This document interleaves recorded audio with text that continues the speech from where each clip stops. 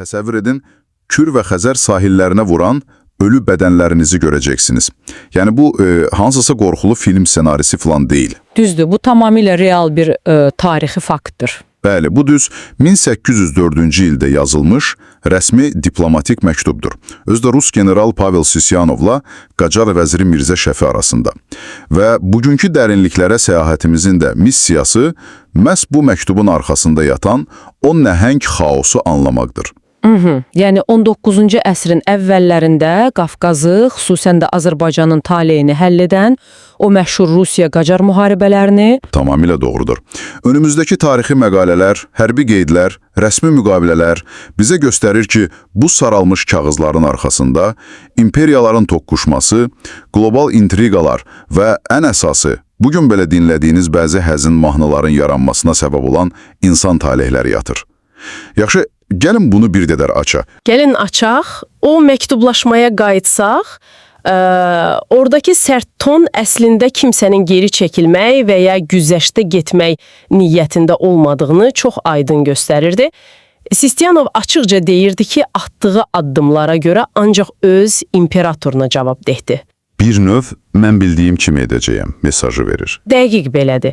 Və beləliklə quru bir diplomatik gərginlik bütöv bir regionu qana bulayacaq 10 illik amansız bir savaşın qığılcımına çevrilir. Amma buradakı əsas məsələ bunun sadəcə Rusiya və İran arasında lokal bir sərhəd davası olmamasıdır. Bax, elə mənim də sənədlərdə diqqətimi ən çox çəkən budur. Yəni, Rusiya və İran qonşu kimi vuruşur, amma arxa planda bütün Avropa ayaq üstədir. Bəs niyə uzaqdakı bir Qafqaz münaqişəsi qlobal gücləri belə narahat edirdi? Çünki baxın, biz 19-cu əsrin əvvəllərindəyik və Avropada tam bir xaos, daha doğrusu Napolyon fırtınası əsir. Hə, məşhur Napolyon məsələsi. Bəli, Rusiya, Fransa və İngiltərə dünyanı bölüşdürmək üçün bitməyən bir mübarizə içindədirlər. Napolyon anlayır ki, Rusiyanı Avropada zəiflətməyin ən yaxşı yolu onu cənubdan, yəni Qafqazdan sıxışdırmaqdır. Ona görə də 1807-ci ildə Fətəli Şaha xüsusi bir məktub yazır. Və ittifaq təklif edir, eləmi? Fransa, İran, Osmanlı bloku. Ay sağ olun, çox güclü bir ittifaq bloku. Gözləyin, deməli məqsəd sadəcə Rusiyanı sıxışdırmaq idi, yoxsa başqa planlar da var idi? Yox, məsələ qətiyyən bununla bitmir. Napolyonun əsas rəqibi İngiltərə idi axı. Əgər Fransa İranda möhkəmlənərdisə, bu birbaşa İngiltərənin ən böyük xəzinəsinə, yəni Hindistana quru yolu açmaq demək idi. Vay, Hindistan məsələsi. Bəli, hətta Qacar ordusunu Avropa standartlarına uyğunlaşdırmaq üçün Napolyon ora öz hərbi təlimatçılarını da göndərir. Bu isə yəqin ki, İngiltərənin ürəyinə xal salır. Mənbələrdəki o teleqramları oxuyanda ingilislərin necə panikaya düşdüyünü görməmək mümkün deyil. Hindistanı qorumaq üçün İngiltərə dərhal, belə deyə, ciblərinə əl atır. Həm də necə əl atır. Dərhal Harford Cons adlı bir diplomatı Tehrana göndərirlər. Özü də Fətəli Şaha aparılan çox qiymətli bir brilyantla birlikdə. Təkcə brilyant olsa nə var ki? İngiltərə İrana ildə 120 min funt sterling maliyyə yardımı, silah və hərbi dəstək vəd edir. Şərt isə çox sadədir. Rusiya və Fransa ilə bütün əlaqələri kəs. Bəli, bu tamamilə real bir geosiyasi əməliyyatdır. İngiltərə üçün Qafqaz cəbhəsi Hindistanın ən uzaq amma ən vacib müdafiə xətti sayılırdı. Bu sanki 19-cu əsrin geosiyasi hərracıdır. İngiltərə Hindistanı qorumaq üçün bütöv bir dövləti rüşvətlə öz tərəfinə çəkir. Amma burada mənim üçün böyük bir sual yaranır. Buyurun. Mən rəqəmlərə baxıram. İngiltərədən gələn bu qədər böyük pullar, xarici təlimatçılar, silahlar, o biri tərəfdə də Abbas Mirzə kimi cəsur bir vəlihət var. Bəs bu qədər dəstəyə baxmayaraq, Qacar ordusu niyə geri çəkilməyə məcbur oldu? Sizin bu sualınız müharibə tarixinin ən fundamental problemlərindən birinə toxunur. Siz ordunu pulla təmin edə bilərsiniz. Ən yaxşı təlimatçıları gətirə bilərsiniz. Amma 10 illiklər boyu formalaşmış, ənənəvi süvari döyüş üsullarını, qılınca əsaslanan taktikaları 1-2 ilə dəyişib sənayeləşmiş ordu qurmaq qeyri-mümkündür. Yəni, Abbas Mirzənin əskərləri sadəcə yeni silahlardan istifadə edə bilmirdilər. Məsələ təkcə silah deyildi, hərbi fəlsəfə fərqi idi. Rusiya ordusu illərdə Avropada nizamlı ordularla vuruşaraq təcrübə toplamışdı. Onların artilleriyası dəhşətli dərəcədə mobil və dəqiq idi. Qacar süvariləri isə ənənəvi formada kütləvi hücuma keçirdilər. Düzdür və fərqli bir reallıqla, yəni rusların aramsız top atəşi ilə üzləşirdilər. Pul və fərdi cəsarət texnoloji üstünlük qarşısında əzildi. Aslın düz döyüşündəki o ağır məğlubiyyət də məhz bunun göstəricisi idi. Və ordunun çökməsi qaçılmaz olaraq onları masaya əyləşməyə məcbur edir. Beləliklə diplomatik masa yaranır. Biz gəlirik məşhur 1813-cü il Gülüstan sülhünə. Mənbələri oxuyanda görürəm ki, pərdə arxasında əslində İngilis diplomatı Sergor Ousli dayanmışdı. Elədir. Çünki Ouslinin çox konkret vəzifəsi var idi. Sülh elə bağlanmalı idi ki, İran tamamilə məhv olmasın, amma Rusiyada cənuba daha çox irəliləyə bilməsin. Yəni, İngilislər yenə Hindistanı sığortalayırdılar. Amma müqavilə yerli xalqlar üçün dəhşətli bir zərbə oldu. Bəli, Dağıstan, Gürcüstan və Azərbaycanın şimal xanlıqlarının böyük qismi Rusiyaya keçdi. Amma torpaq itkisi ilə yanaşı mənim diqqətimi sənətdəki iki xüsusi maddə çəkdi. 5-ci və 9-cu maddələr. O maddələr çox həll edicidir. Aha, 5-ci maddə Xəzər dənizində hərbi donanma saxlamaq hüququnu ancaq Rusiyaya verir. 9-cu maddə isə iqtisadiyyatla bağlıdır. Rus tacirləri üçün yalnız 5%lik gömrük rüsumu təyin edilir. İlk baxışdan bu 5% çox da böyük rəqəm görünmür. Bəlkə də sərbəst ticarət üçün yaxşı şansdır. Bunu daha böyük mənzərəsinə bağlasaq, bu sərbəst ticarət yox, iqtisadi işğalıdır. Əgər siz əl əməyi ilə işləyən yerli sənətkarsızsa, Rus taciri isə ucuz zavod məhsulları ilə bazara heç bir mane olmadan girirsə, bu sizi məhv edəcək. 9-cu maddə İranın yerli manufakturalarını iflasa uğratdı. Bəs 5-ci maddə? O isə ölkəni şimaldan tamamilə silahsızlaşdırmaq deməkdir. İran Xəzər dənizi üzərindəki nəzarəti itirdi. Şimaldan gələn təhlükələrə qarşı, belə deyək, kör və kar vəziyyətə salındı. İqtisadiyyatı çökən, əraziləri alınan və qüruru sınan bir dövlət. Təbii ki, bununla uzun müddət barışa bilməzdi. Nəticədə 1826-cı ildə ikinci müharibə alovlanır. İndi gəlin diplomatik masadan durub birbaşa döyüş meydanının toz torpağına qaydaq. Əsil xaosun içinə? Bəli. Çünki 1827-ci ilin avqustunda baş verən Uşaqan, digər adı ilə Əşdərək döyüşü göstərir ki, müharibənin taleyini bəzən strategiyalar yox, dəhşətli insan xətaları və yalan məlumatlar həll edir. Bu döyüş kəşfiyyatın və təkəbbürün necə fəlakətlərə yol aça biləcəyinin bariz nümunəsidir. Hadisələr Üç Medzin monastırı ətrafında baş verir.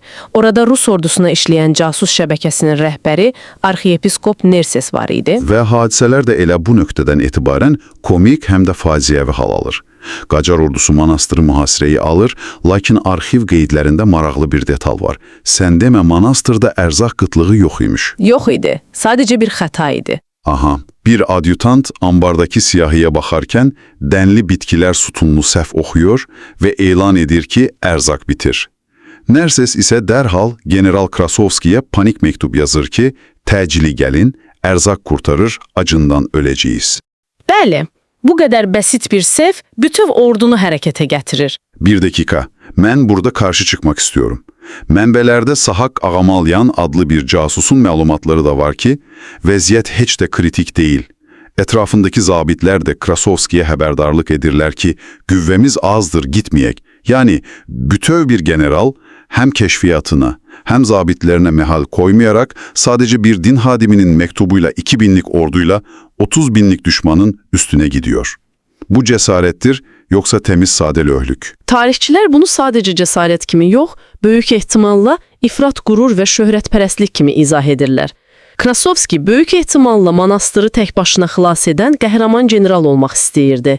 Nəticədə ordusunu birbaşa cəhənnəmə doğru apardı. O zəhənnəm sözü burada real vəziyyəti təsvir edir. Təsəvvür edin, avqust ayıdır, havanın temperaturu 40 dərəcəyə çatır. Əskərlər susuzluqdan dəli olurlar. Uzaqdan suvarma kanallarını görəndə hərbi intizam dağılır, suya tərəf qaçırlar. Amma bilmirlər ki, Qacar süvariləri məhz o kanalların kənarında pusqu qurublar. Suyu tapan əskərlər birbaşa ölümə atıldıqlarını anladılar.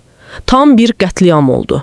Rusların tək bir xilaskarı var idi, kapitan Sabalyev və onun 2 topu. O 2 top olmasaydı? Bəli, o 2 top olmasaydı bir nəfər belə sağ qalmayacaqdı. Sabalev topları o qədər sürətli atəşləyir ki, düşmən qarşısında sanki oddan bir divar örür. Hesabatlarda Krasovskinin özünün yaşadıkları isə lap belə kino səhnəsi kimidir. Generalın atı vurulur. Başqa ata keçmək istəyəndə bir qumbara düz onun yanında partlayır. Qəlpə onun sağ körpücük sümüyünü darmadağın edir. Və bu general qan içində qılıncı sol əlinə alıb vuruşmağa davam edir. Don Kazakı, Şurupov onu son anda ölümdən xilas edir. Nəhayət, sağ qalanlar monastıra çatır. Rus hərbi dairələri bunu sənədlərdə qələbə kimi təqdim etməyə çalışırdı, amma komandan Paskeviç qəzəbdən dəli olmuşdu. Çünki dəstənin az qala yarısı məhv olmuşdu. Paskeviç onu bağışlanmaz tələskənlikdə ittiham edir. Dəqiq. Bu, hərbi dillə desək, klassik bir pir qələbəsi idi. Heç bir fərqi yox idi məğlubiyyətdən. Savaş meydanında insanların həyatı belə asanlıqla itirildisə, diplomatik masada da onların kimliyi eyni qəddarlıqla itirildi. Qacar ordusu tükəndi və biz o qanlı səhradan çıxıb 1828-ci il Türkmənçay müqaviləsinin imzalandığı o sakit masaya dönürük. Türkmənçay müqaviləsi Qacarlar üçün iqtisadi və mənəvi bir çöküş aktı idi. Danışıqları General Paskeviç və bizim yazıcı kimi tanıdığımız amma amansız diplomat olan Aleksandr Griboyedov aparırdı. Griboyedov İranın üzərinə tam 2,5-3 milyon tümən təzminat qoydu. Özü də xalis gümüşlə. Şah hökuməti bu gümüşü tapmaq üçün öz xalqını ağır vergilərlə əzməyə məcbur oldu. Gümüş öz yerində. Amma məsələ burada həqiqətən maraqlı hal alır. Sənədlərə baxanda o coğrafi dəyişikliyin sərtliyini görürük. Araz çayı qəti olaraq sərhəd xəttinə çevrilir. Bu sadəcə bir xəritə cizgisi deyil axı. Bu qərarla Azərbaycan və Talış xalqları iki fərqli imperiya arasında ikiyə bölünür. Səbəb-nəticə əlaqəsinə baxın. Arazın şimalında qalanlar Rusiya və sonradan Sovet İttifaqının tərkibində tamam fərqli bir ictimai sistemə düşdülər. Cənubda isə fərqli inkişaf yolu keçildi. Eyni dildə danışan ailələrin arasına aşılmaz tikanlı məftillər çəkildi. Siz bugün maşında, avtobusda və ya evdə o məşhur ayrılıq mahnısını dinləyirsinizsə, hansı ki 1958-ci ildə Əli Səlimi tərəfindən bəstələnib, bəlkə də onu sadəcə iki sevgilinin hüzünlü hekayəsi kimi düşünürsünüz. Amma xeyr, o həzin melodiyanın qaynağı məhz oxuduğumuz bu 1828-ci il müqaviləsinə gedib çıxır. Bəli, o ortadan bölünmüş bir xalqın fəryadından doğan ayrılıqdır. Tamamilə real bir mədəni refleksdir. O travma xalqın yaddaşından silinir, şeirlərdə, musiqilərdə öz əksini tapır. Və bu simvollar bizim ənənələrimizə qədər sızır. Şimali Azərbaycanda valideynlər uşaqlarına sırf Cənuba həsrət rəmzi olaraq Təbriz adını qoymağa başlayırlar. Məsələn, şair Xəlil Rza Ulutürkün oğlunun adı. Yaxud Araz çayı üzərindəki Xudafərin körpülərinin xalq arasında Həsrət körpüsü adlandırılması. Məmməd Arazın, Süleyman Rüstəmin şeirləri. Yaxşı, bütün bunlar nə anlama gəlir? So what does this all mean? Onlar o xətti çəkəndə insanların etnik qohumluq bağlarını zərrə qədər düşünmürdülər. Lakin kağız üzərində rahatlıqla çəkilən o xətt böyük bir mədəniyyətdə nəhəng bir həsrət ədəbiyyatı yaratdı. Biz burada rəsmi sənədlərin adi insanların yaddaşında necə dərin iz buraxdığını görürük. Deməli, bugün biz o quru sənədlərin arxiv tozunu çırpıb, altında yatan qlobal oyunu təhlil etdik. Napoleonun məktublarından tutmuş, İngiltərənin geosiyasi hərracına, Krasovskinin o qızmar avqust günündəki qərarlarına və xalqı ikiyə bölən müqavilənin mədəni izlərinə qədər hər şeyi birləşdirdik. Bəli, bütün o böyük mənzərəni görməyə çalışdıq. Və yekunda dinləyicimiz sizi tamam başqa bir bucaqdan düşünməyə vadar edəcək bir fikirlə baş-başa buraxmaq istəyirəm. Biz bugün xəritələrə baxıb sərhədləri görürük. Elə bilirik ki, onlar min illərdir oradadır. Dəyişməz mütləq həqiqətdir. Amma bugün təhlil etdiyimiz qaynaqlar göstərir ki, bəzən bir xalqı ikiyə bölən o sərhədlər əslində heç bir böyük fəlsəfəyə əsaslanmır. Təsəvvür edin, əgər Harford Jones o brilyantları İrana biraz gec gətirsəydi, yaxud Krasovski o qumbaradan sağ çıxmasaydı, ya da sadəcə bir adyutant ərzaq siyahısına düzgün baxsaydı, bugün xəritələr necə görünərdi? Növbəti dəfə xəritəyə baxanda özünüzdən soruşun. Qəti bildiyimiz o xətlərin hansıları əslində 200 il əvvəl kimsənin borcunu ödəməsi və ya təsadüflərin qalıqlarıdır? Bu dərinliklərə səyahətdə bizi dinlədiyiniz üçün sizə təşəkkür edirəm. Növbəti dəfə fərqli bir mövzunu açana qədər özünüzə yaxşı baxın. Çox sağ olun. Sual verməyə və fərqli perspektivləri axtarmağa davam edin. Görüşənədək.